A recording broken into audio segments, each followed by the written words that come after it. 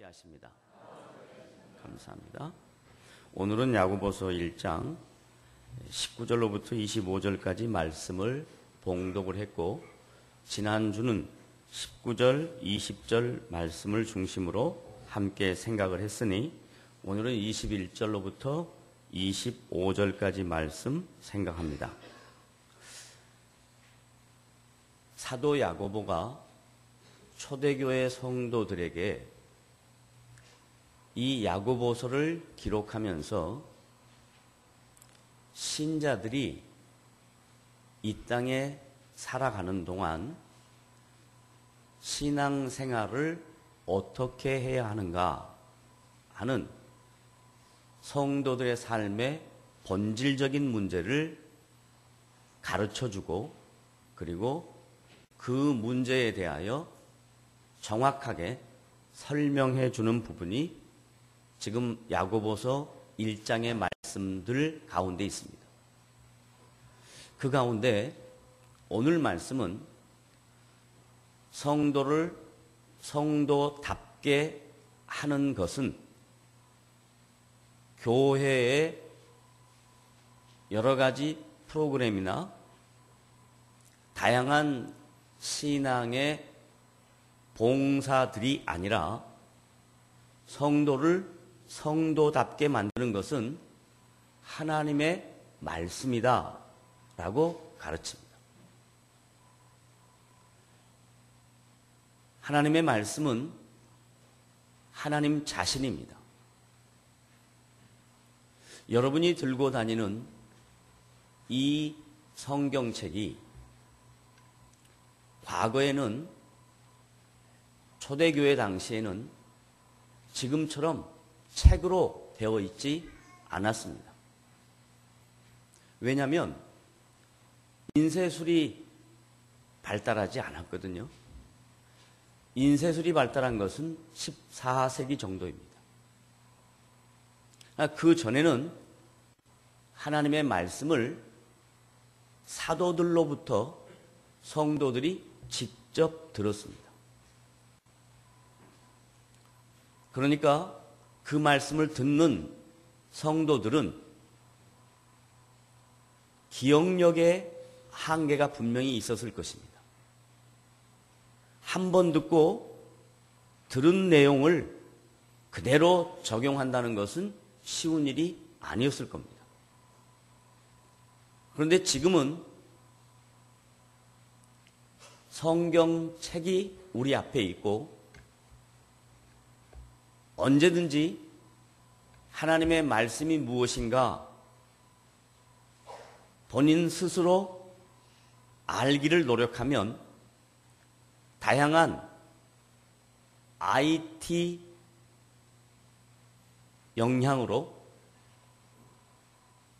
자기가 갖고 있는 개인 컴퓨터나 아니면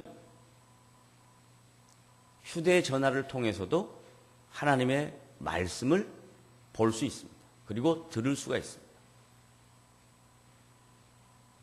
문제는 초대교회 성도들은 성경이 없고, 그리고 자기가 노력을 해도 하나님의 말씀을 반복해서 들을 수 있는 그런 환경과 처지가 못 돼서 하나님의 말씀에 대한 순종과, 그리고 성도가 성도답게 되는 일에 하나님의 말씀이 어떻게 적용되는지 어려웠을 것입니다. 그런데 지금은 너무나 좋은 환경이고, 자기가 조금만 노력하면 하나님의 말씀이 무엇인지를 충분히 알 수 있는데도 불구하고 초대교회 성도들처럼 하나님의 말씀에 대한 이해력이 부족합니다. 그리고 하나님의 말씀에 대한 성도의 갈급함이 그렇게 많지 않습니다. 교회를 나와서 성도들이 신앙생활하는 공동체의 특성, 그리고 공동체로 모여진 사람들끼리의 관계, 그리고 교회 안에서 이루어지는 다양한 일들로 신앙생활을 때우는 경우가 굉장히 많습니다. 성도는 성도다워질 수 있는 유일한 방법은 일로, 봉사로, 헌신으로 되어지는 것이 아니라 하나님의 말씀으로 되어지는 것입니다. 하나님의 말씀만이 여러분을 거듭나게 하고 하나님의 말씀만이 여러분을 변화시킵니다. 하나님의 말씀이 하나님이시기 때문에 그 하나님이 우리의 영혼을 소생시킵니다.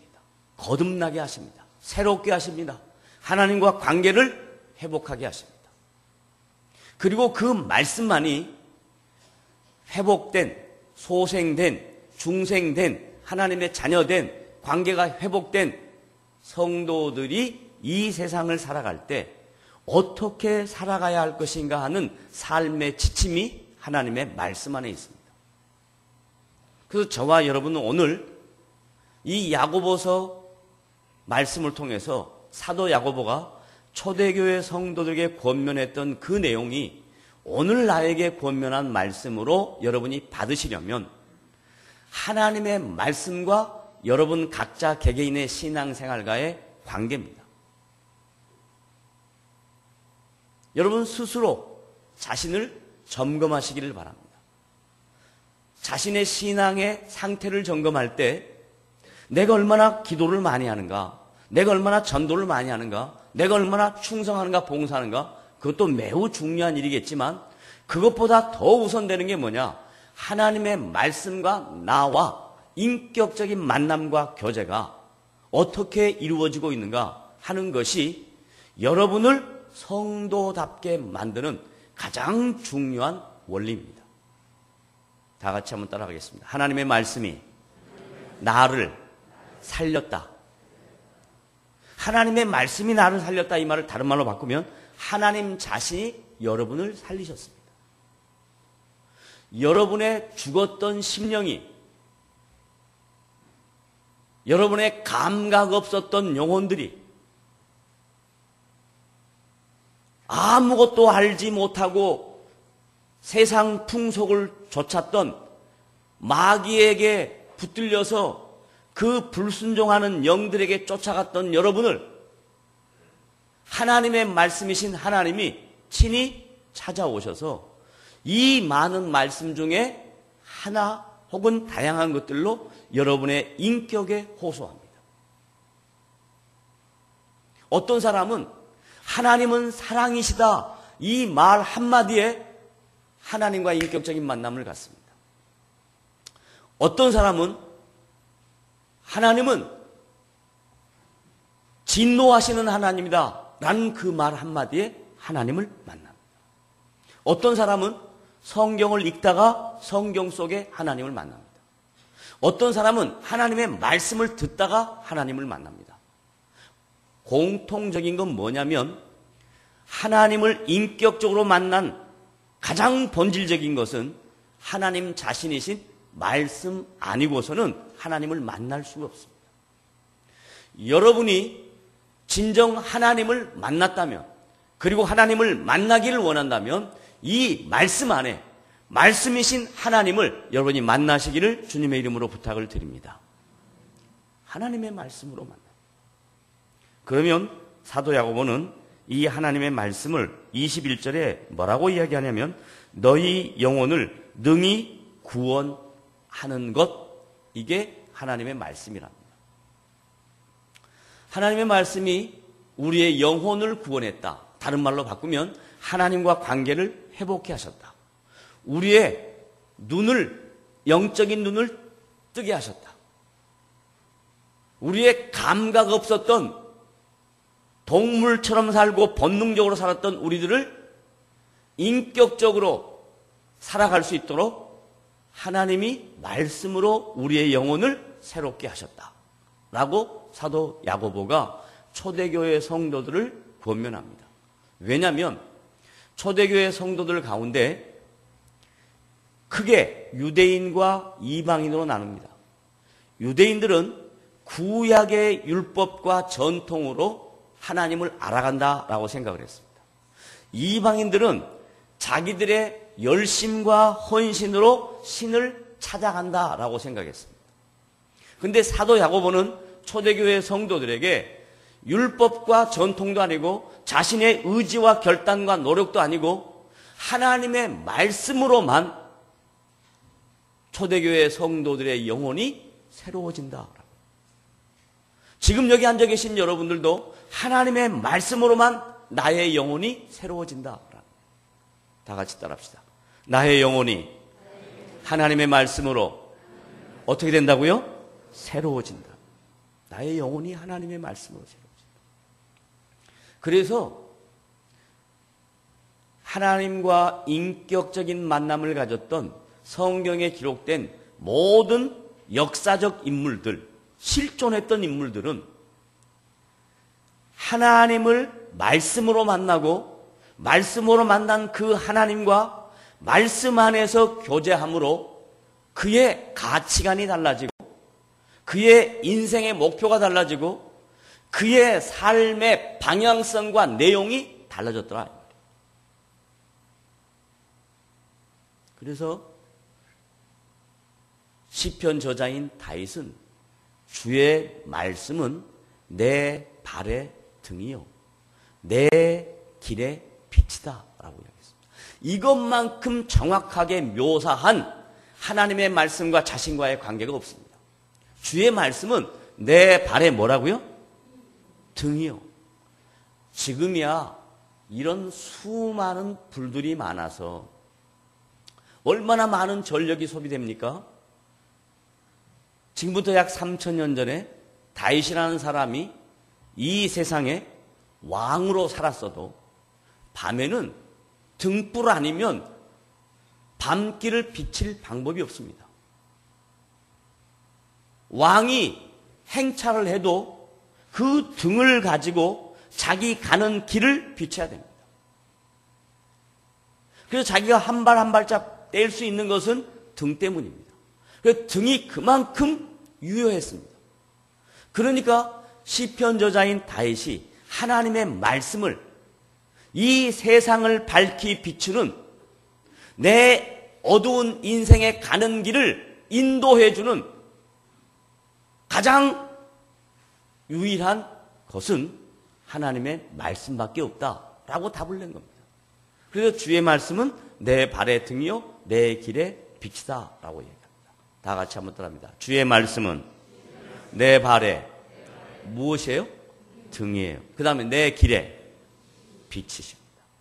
그걸 시편 저자 한 사람의 고백으로 받지 말고 오늘 말씀을 듣는 여러분 각자가 하나님의 말씀만이 내가 걸어가는 인생 길에 어둠이 있을 때, 문제가 있을 때, 아픔과 좌절과 고통이 있을 때 하나님 말씀만이 나를 회복시키는 것이라고 믿으셔야 된다라는 것입니다.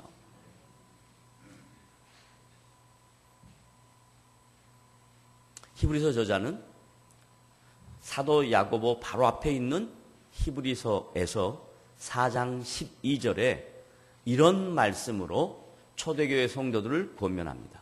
하나님의 말씀은 살았다라고 얘기합니다. 여기 기록되어 있는 책이 어디에 인격이 있습니까? 여기 손에 들고 다니는 책이 어떻게 살아있습니까? 하나님의 말씀은 살았다라는 그 표현은 이 인쇄된 책을 가리키는 것이 아니고 이 인쇄된 내용, 성경 안에 기록된 내용, 이건 예나 지금이나 살아있다라는 이야기입니다. 이 성경에 기록된 이 말씀은 3000년 전에 다윗에게도 하나님은 살아계셨고 지금을 살고 있는 우리들에게도 하나님은 살아계신다라는 뜻입니다. 하나님의 말씀이 살아있습니다.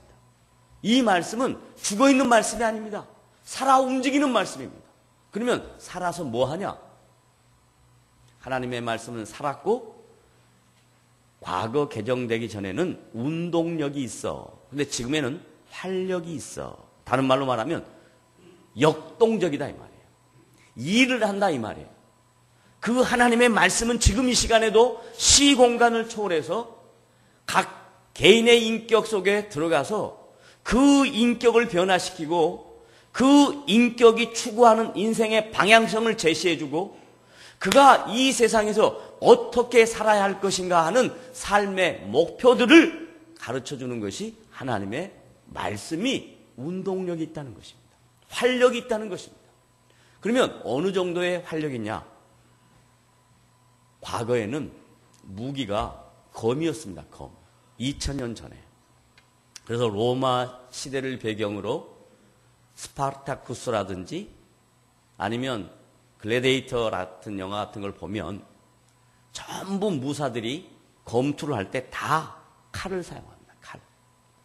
그래서 히브리서 저자가 하나님의 말씀이 살았고 운동력이 있다라는 표현을 좌우의 날선, 좌우, 오른쪽, 왼쪽 양면을 갖고 있는 칼이라 이 말이에요. 좌우의 날선 어떤 검보다 예리하다라고 해요. 과거에 70년대 핑퐁 외교가 있을 때 중국이 세계에서 잠자던 중국이 세계의 시선을 집중할 수 있었던 것이 핑퐁 외교입니다. 미국과 핑퐁 외교를 할 때 중국 사람들이 즐겨 쓰던 탁구 라켓이 이질 라바라고 여러분이 잘 압니다. 양면을 쓰는데 앞에는 라바고 뒤쪽에는 이렇게 뽕이 달려 있는 것들입니다. 전 세계 어떤 나라도 이 양면 라바를 갖고 있는 탁구 선수들이 없었습니다. 그래서 중국과 시합을 하면 그냥 100% 집니다. 왜? 경험을 안 해봤기 때문에. 지금 히브리서 저자가 좌우의 날선 어떤 검보다 예리한 것이 하나님의 말씀이라 그랬는데 그 하나님의 말씀이 살았고 운동력이 있어서 가장 예리한 칼로 가장 예리한 부분으로 우리의 심령과 우리의 인격과 우리의 가치관을 수술할 수 있다. 고쳐낼 수 있다. 회복시킬 수 있다. 이 말이에요. 그래서 하나님의 말씀은 살았고 운동력이 있어서 좌우의 어떤 날선검보다 예리하여 우리의 혼과 영과 골수를 쪼개기까지, 다른 말로 말하면 인간의 구성 요소를 히브리서 저자 같은 경우는 세 개로 봤습니다. 혼, 영, 육. 어떤 부분은 혼과 육을 합해서, 영을 합해서 영혼 그렇게 하고 육. 2분설로 나누든 3분설로 나누든 인간은 육만 있는 것이 아닙니다. 이 육체적인 몸이 있는가 하면 우리의 영혼이 있습니다. 마인드가 있고요. 스피릿이 있습니다. 그런데 이 마인드를 바꾸는 거, 마인드 컨트롤 어느 정도는 될 수 있습니다. 단학 어느 정도는 할 수 있습니다. 인도의 명상 어느 정도는 할 수 있습니다. 불교의 침묵 어느 정도는 할 수 있습니다. 그러나 성경에서 말하는 우리의 영혼을 변화시키고 쪼개고 우리의 영혼이 소생시키는 유일한 것은 하나님의 말씀밖에 없다라고 히브리서 저자는 얘기합니다. 그러므로 저와 여러분들은 육신의 모습으로만 사는 것이 아니라 여러분의 영혼과 함께 같이 여러분의 인생을 살아가고 있으니 여러분의 영혼이 거듭나고 소생하고 회복되고 새로워지기 위해서는 하나님의 말씀이 여러분과 매우 친밀한 관계를 가져야 된다. 따라하겠습니다. 하나님의 말씀이 나와 어떻게 하자고요? 친밀한 관계를 갖게 하자. 그러면 어떻게 하면 되겠습니까? 친밀한 관계를 어떻게 하면 되겠습니까? 과거의 어르신 목사님들은 이렇게 말씀하셨습니다. 당신의 육을 위해서 하루에 몇 끼 먹는가? 3끼. 그러면 적어도 하루에 3장 하나님의 말씀을 봐라. 이게 단순 비교입니다. 저는 그렇게 단순 비교보다 좀 더 고상한 비교를 하자면 매일 삶 속에 하나님의 말씀을 묵상하며 사는 연습을 하시기를 바랍니다. 딱 시간을 정해놓고 하나님의 말씀을 보는 것도 중요하지만 하나님의 말씀을 계속 머리로 생각을 해보세요. 묵상을 해보세요. 그러면 그 말씀이 여러분의 심령 안에 들어가서 그 하나님의 말씀이 변화되지 않고 완악하고 공고한 여러분의 인생을, 여러분의 삶을 변화시키는 놀라운 도구로 사용되어질 것입니다. 계속 묵상하는 거예요. 그래서 시편 저자는 복 있는 사람은 주야로 주의 말씀을 뭐하는 자로다? 묵상하는 자로다. 여러분의 인생에 다양한 문제가 있을 거예요. 그런데 아까 말씀했듯이 주의 말씀은 내가 가는 길에 등이요 빛이다 그럴 때, 다른 말로 말하면 내가 가는 인생에 어둠이 깔려있다 이 말이에요. 문제가 수도 없이 많다 이 말이에요. 그런데 그 문제와 인생의 아픔을 자꾸 세상적인 방법으로 해결해 보려고 하지 말고 그 인생의 문제 앞에 하나님의 말씀을 붙들어 보시라 이 말입니다. 그러면 이 말씀 안에서 놀라운 역사가 이루어진다라는 것이 오늘 야고보서 저자의 말씀이기도 하고 시편 다윗의 말씀이기도 합니다. 그리고 저의 말씀이기도 합니다. 저는 지금 다윗이 한 말을 그대로 스피커 역할을 했습니다. 사도 야고보가 한 말을 그대로 스피커 역할을 했습니다. 저와 여러분 동일하게 각자에게 주어진 인생을 살면서 신앙생활을 하는데 하나님의 말씀이 내 인생에 어떤 관계성이 있는가 하는 것입니다. 저는 이 말씀을 묵상을 합니다. 책상에 앉아서 성경 본다고 해서 묵상이 아니라 무슨 일을 하든지 계속 묵상을 합니다. 따라하겠습니다. 하나님의 말씀을 내 삶 속에 계속해서 뭐 하자? 묵상하자. 그 다음 이제 사도 야고보가 묵상을 하면 그것으로 끝나느냐? 그것이 아니다라고 이야기합니다. 히브리서 저자가 하나님의 말씀이 살았고 운동력이 있어 좌우의 어떤 낯선 것보다 열리하여 우리의 혼과 영과 육체를 찔러 쪼개기까지 한다 그랬습니다. 그건 주체가 하나님의 말씀입니다. 그 다음 객체인 우리, 하나님의 말씀을 갖고 각자 살아가는 우리는 어떻게 해야 되는가? 그 다음 말씀입니다. 뭐라고 이야기하느냐? 22절에 너희는 말씀을 행하는 자가 되고 듣기만 하여 자신을 속이는 자가 되지 말라. 굉장히 어려운 말씀이고 무거운 말씀입니다. 듣는 대로, 가르쳐준 대로, 배운 대로 할 수만 있다면 얼마나 좋겠습니까? 저도 하나님의 말씀 앞에 이게 안 된다는 거 압니다. 행해야 된다는 거 압니다. 그런데 내 안에 있는 나의 자아와 나의 제약된 본성이 그 하나님의 말씀의 통치를 받기보다는 내 생각, 내 뜻, 내 방법대로 살고 싶은 인간의 욕망이 분명히 있습니다. 그래서 고민합니다. 갈등합니다. 그런데 만약에 그것이 고민과 갈등으로 끝난다면 성경을 기록할 필요가 없죠.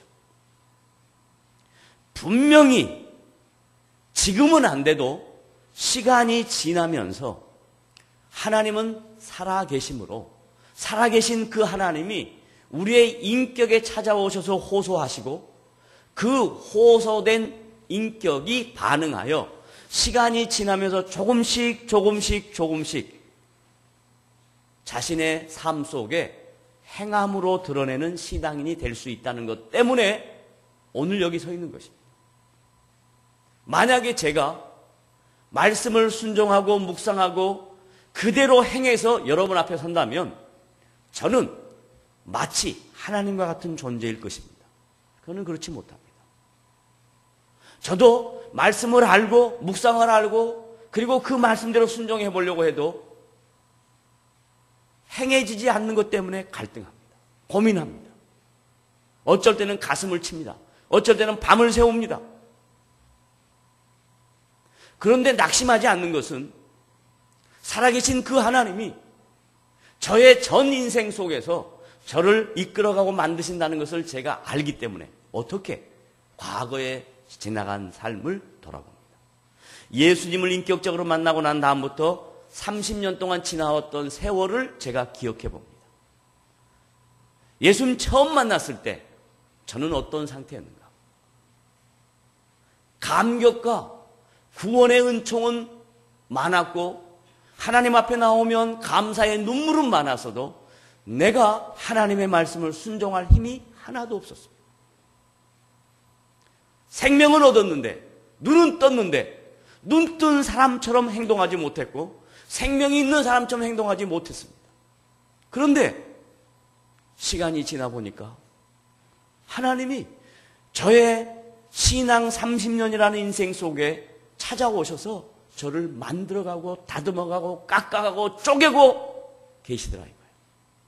그것 때문에 오늘 이 자리에 서서 제가 여러분들에게 사도 야고보가 한 말씀을 증거합니다. 행하는 자가 되어야 할 텐데 행하려면 어떻게 하는가? 방법론을 그 다음 말씀에서 기가 막힌 비유로 설명을 했습니다. 23절 다 같이 읽어봅니다. 시작. 누구든지 말씀을 듣고 행하지 아니하면 그는 거울로 자기의 생긴 얼굴을 보는 사람과 같아서 24절 제 자신을 돌아보고 가서 그 모습이 어떠했는지를 곧 잊어버리거니와. 자, 행해야 된다는 걸 알았어요. 그런데 이것을 의지적으로 할 수 있는 힘이 나에게 부족한 것도 인정을 합니다. 그러면 그때마다 좌절하지 말고 오늘 여기 거울이라는 단어로 사도 야고보가 기가 막히게 초대교회 성도들에게도 이해가 될 수 있도록 오늘 신앙생활하는 우리들에게도 이해가 될 수 있도록 거울을 예로 듭니다. 과거의 거울은요, 지금처럼 지금 거울은 전신 거울에서 정말 완벽한 것까지 다 보여주는 거울입니다만은 2000년 전의 거울은요, 철로 된 거울입니다. 그러니까 희미합니다. 정확하게 자기의 실체를 볼 수가 없습니다. 그런데도 불구하고 자기를 볼 수 있는 유일한 것이 거울입니다.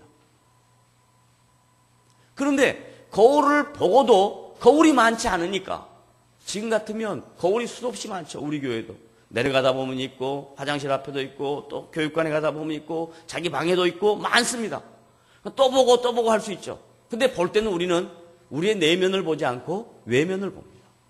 지금 사도 야고보는 거울을 이야기할 때 우리의 외면을 이야기하는 것이 아니고 우리의 내면을 이야기합니다. 그러면 거울 갖고 어떻게 내 내면을 비치냐 이 말이에요. 그 거울이 뭐냐? 철로 만든 거울을 가리키는 게 아니고 지금처럼 수도 없이 많은 거울을 얘기하는 게 아니고 이 거울은 절대적인 추가되는 하나님의 말씀이다. 하나님의 말씀으로 내 내면을 비추는 것이지 지금 철로 보이는 희미한 거울, 우리가 항상 볼 수 있는 그런 거울로 내 외면을 비추라는 얘기가 아닙니다. 하나님의 말씀으로 내 내면을 비추어라. 하나님의 말씀으로 내 내면을 비추어라. 이 말을 예수님께서는 마태복음 13장에서 비유로 말씀하십니다. 예수님께서 제자들에게 길을 가시다가 씨 뿌리는 비유를 합니다. 이 씨 뿌리는 비유는 너무 중요해서 사복음서 안에 3개 복음서에 기록이 되어 있습니다. 그만큼 중요한 비유입니다. 첫 번째 씨 뿌리는 비유에서 씨가 어디에 떨어졌냐? 길가에 떨어졌다라고 얘기합니다.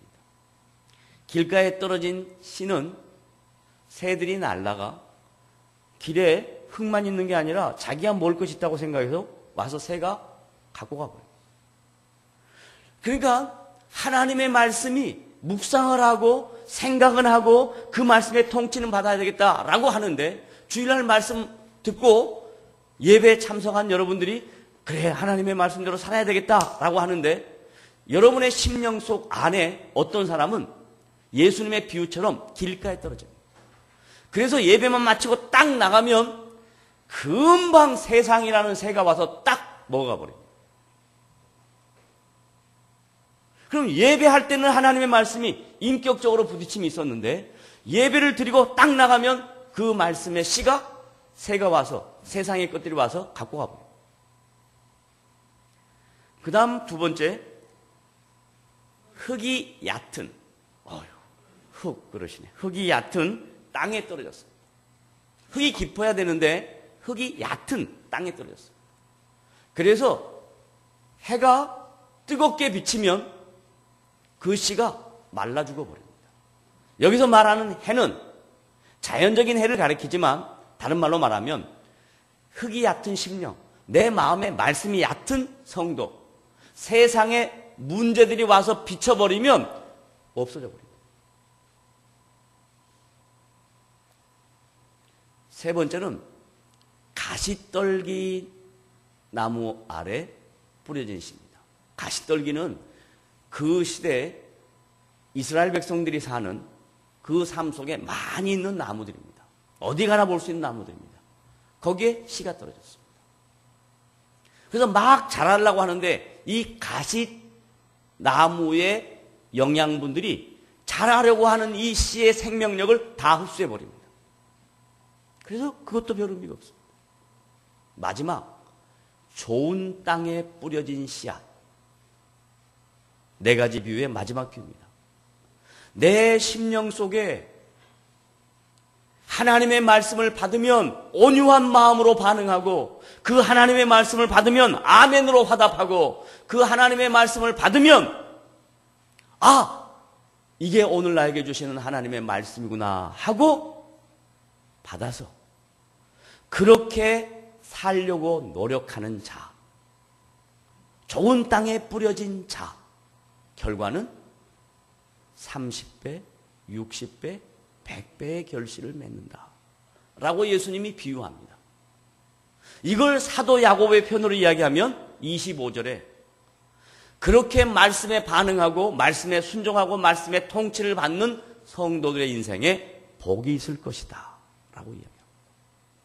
그러면 이제 짧은 목회 경륜 속에 제가 이렇게 성도들의 삶을 봅니다. 주변에 만나는 여러 지체들의 삶을 봅니다. 하나님은 분명히 살아계셔서 말씀을 말씀대로 그대로 받고 순종하고 통치를 받고 행동으로 옮기려고 하는 사람들의 삶 속에 하나님은 분명히 살아계셔서 그 성도들의 인생에 열매 맺는 것을 저는 보았습니다. 30배, 60배, 100배 이상의 열매 맺는 걸 저는 보았습니다.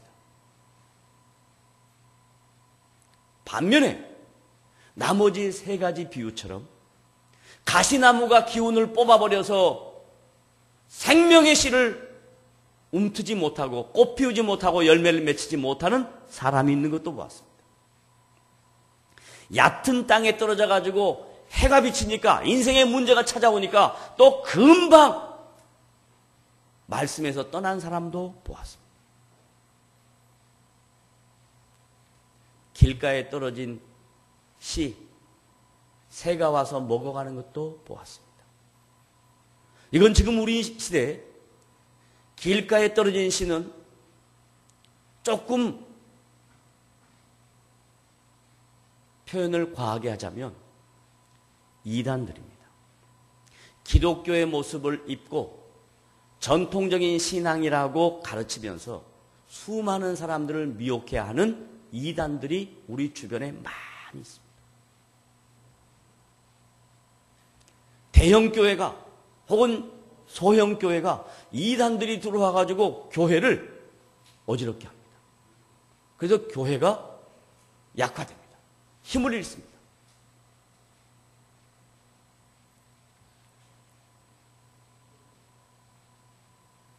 그 다음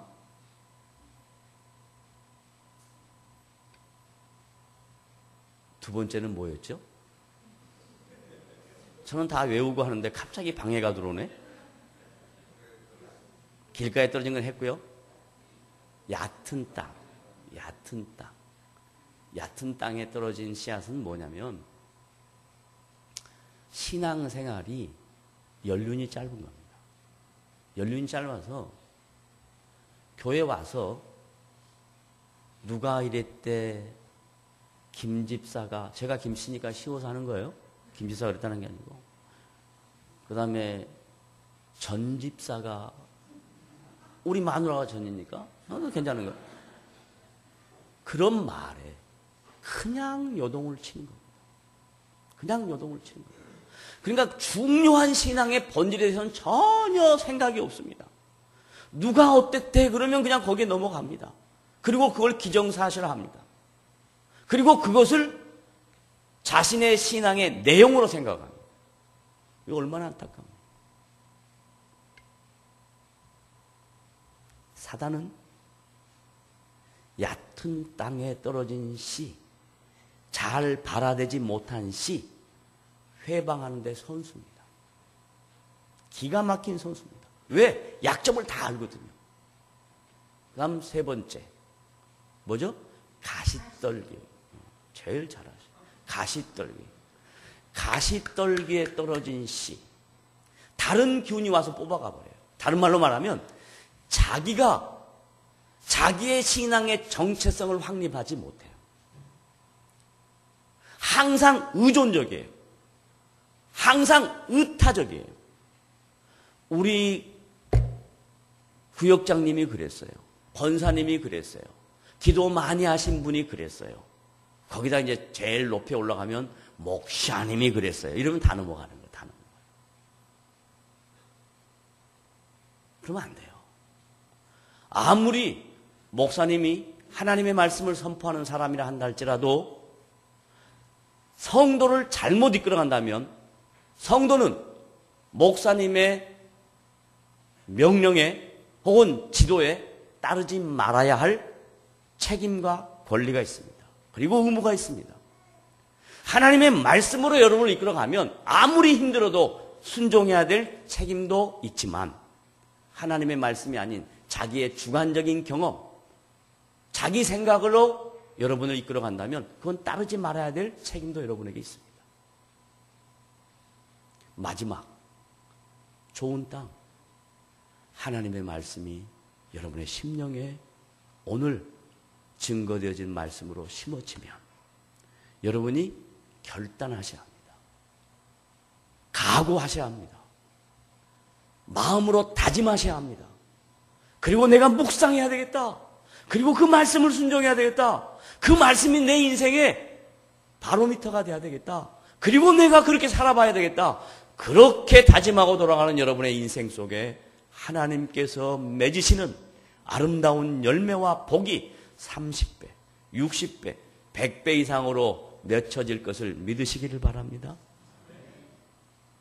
이게 2000년 전에 초대교회 성도들에게 사도 야고보가 저와 똑같은 마음으로 초대교회 성도들에게 권면했을 것입니다.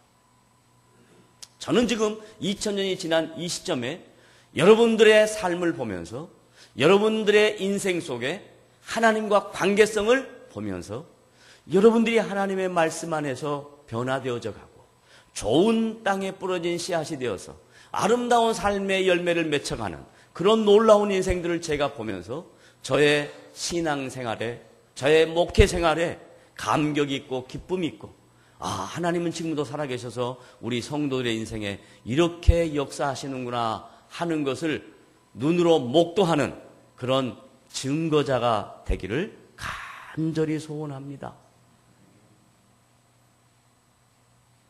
오늘 말씀 결론을 짓습니다.